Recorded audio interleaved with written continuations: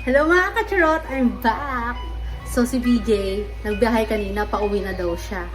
Hindi niya alam naka-video ako. Tignan na nga natin kung kumusta ang biyahe niya. May kalagay ko muna dito, takpan natin para hindi niya alam. Tatakpan natin para hindi niya makita yung camera. A few moments later. Uy, nandiyan na si Daddy! Kiss Daddy! Kiss Daddy! Kiss Daddy! Oo, kumain na kami.